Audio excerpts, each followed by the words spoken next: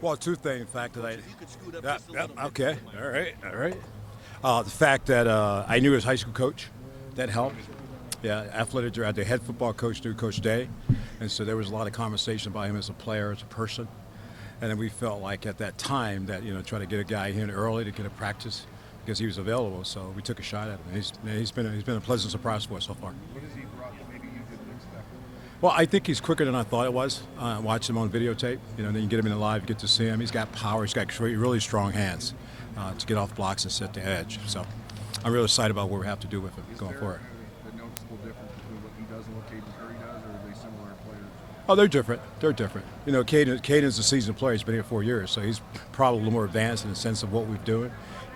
When you come from a new program, this is all different. So he's got to relearn everything over again because it's different than what he did back in his college. So that's the biggest adjustment.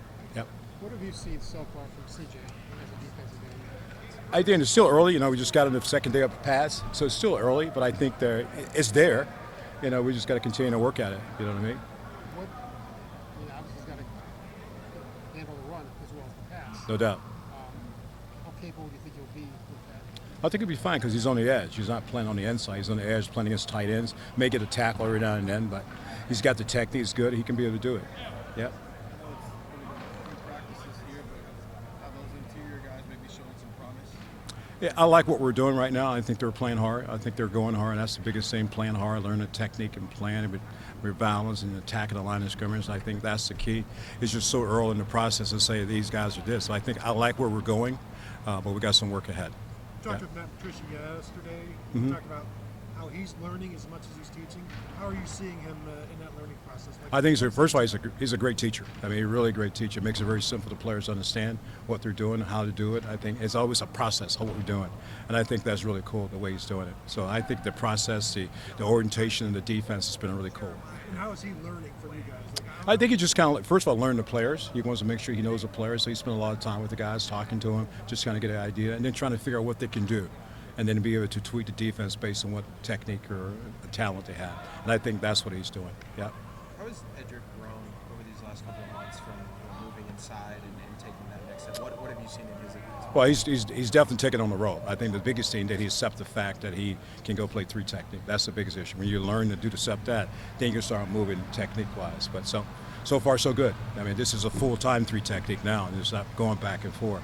So, like I said, 2 days of practice and pass. We got a long ways to go to figure out what's going to happen. What do you like about his upside at 3 tech? Could be a great pass rusher. He's real powerful, real strong. And he has all the making of an opportunity to be really special. Yeah. How does he compare to Draymond? I don't think you compare him yet. It's too early. Draymond was a defensive end, came in much lighter, didn't learn. I moved him inside as a 3 technique. I thought Draymond was really twitchy, could run, could play. So we're not there yet. We'll see what happens down the road. Yeah. Leadership you lost, obviously the time with Jab and JT, just it's real tremendous amount of leadership. What do you see from guys like Caden and Kenyatta that kind of take over those key? I think it's about 4 or 5 guys really trying to take it over. I think KJ's done a great job. And I think Caden Curry was there also. And then all of a sudden, Tawan is starting to kind of come to the front.